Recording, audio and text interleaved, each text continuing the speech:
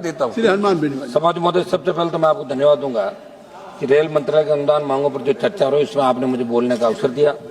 सदन में आज रेल मंत्रालय की जो महत्वपूर्ण चर्चा हो रही है, भारतीय रेल केवल एक परिवहन व्यवस्था नहीं बल्कि देश की आर्थिक और सामाजिक जीवन रेखा है।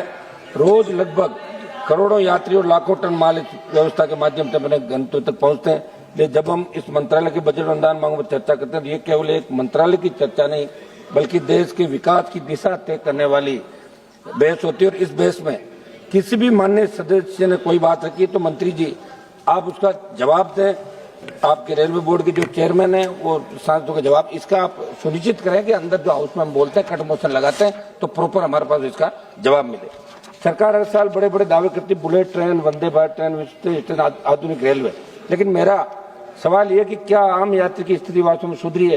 क्या ट्रेन में सफर करने वाला सामान्य नागरिक खुद को अधिक सुरक्षित और समान महसूस करता है?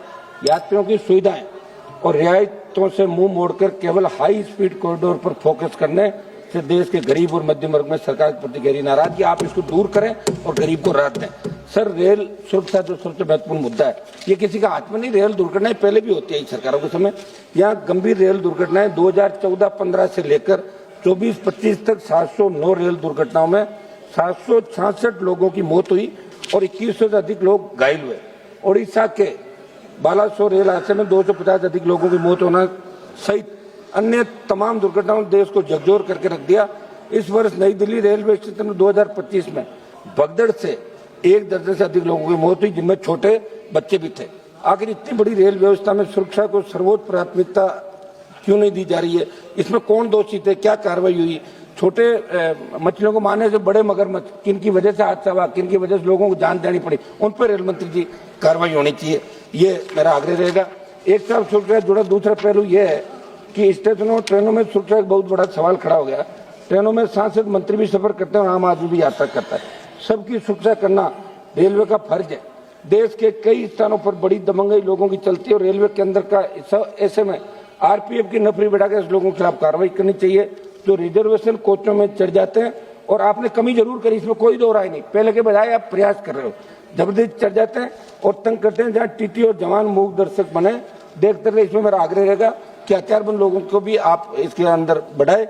एक हादसा हुआ था साहब, मैं उदाहरण दूंगा, राजस्थान के बीकानेर के अंदर अभी पिछले साल जिगर चौधरी जिसने कोच अटेंडेंट से कंबल मांगा था, उसमें उसकी चाकू मार के हत्या कर दी। गुजरात लौट रहे थे, अपने सेना के जवान थे। तो इन घटनाओं से कहीं कहीं देश के लोग विचलित है। रेलवे में खाली पद, सौद मोदे, आज भारतीय रेल में लाखों पद रिक्त पड़े हैं।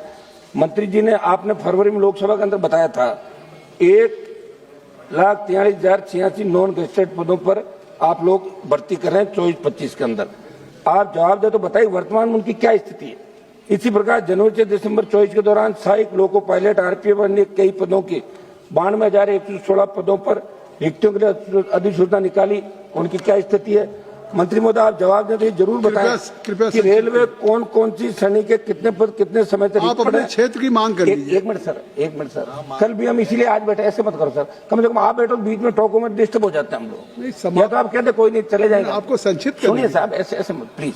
4 मिनट हो गया। रेलवे कौन कौन, कल तो लोग 9 मिनट रगड़ गए रात को, हम तो अभी आपको तो बैठ जाता हूँ मैं, बताओ आप बोलिए, आप बोलिए कौन कौन सी श्रेणी के कितने पद। अब आप हमें क्षेत्र तक मत रखो साहब, हमारी खुद की पार्टी स्टेट के अंदर, हम तो देश की राजनीति करें, आप क्षेत्र में पटक रहे हो ले जाके, देश की बात करेंगे। कौन सी श्रेणी के कितने पद भरे, ये सबका मैं मामला उठा रहा हूँ। नियमित भर्ती के माध्यम से कब तक भर दिया जाएगा और रिक्त पदों में कितने रिक्त पद SC ST OBC के खाली है, बैकलॉग भरा जाए और उन्हें निकाला जाए। वो आप नोट करो तो लग रहा है कोई न कोई घोषणा आप जरूर करोगे। यात्रियों को सुविधा अत्यधिक मिले, रेलवे परियोजनाओं के अंदर देरी, ये साहब परबतसर किशनगढ़ रेल लाइन मेरे वहां की राजस्थान की घोषणा हो गई, आज तक काम नहीं हुआ, इसके अंदर आप करें। दूसरा, बजट में राजस्थान, आप राजस्थान चाहते हैं मंत्री जी राज्यसभा से, और हमारे मारवाड़ चाहते हैं विशेष रूप से। तो राजस्थान ये चाहता है कि रेल मंत्री जी का राजस्थान जो लगाव है मातृभूमि का, और रेल राज्य मंत्री जी, आप भी सुने बिट्टू जी, रेल राज्य मंत्री जी बैठे, इनका भी राजस्थान से बड़ा लगाव, ये भी राज्यसभा राजस्थान से आते हैं। तो आपकी ड्यूटी बनती है कि राजस्थान के अंदर रेलवे की ज्यादा से ज्यादा कनेक्टिविटी हो। ये हम मांग करेंगे कि राजस्थान की भौगोलिक स्थिति सबसे बड़ा राज्य है, हाँ, क्षेत्रफल के अंदर, और आप तो परमार थे नागौर के, बाड़मेर, जैसलमेर, बीकानेर और गंगानगर जैसे सीमांत जिलों में रेल कनेक्टिविटी सीमित है। नागौर से फलोदी तक रेल लाइन की परियोजना क्या प्रगति, आप जवाब दे तो ये जरूर बताएं।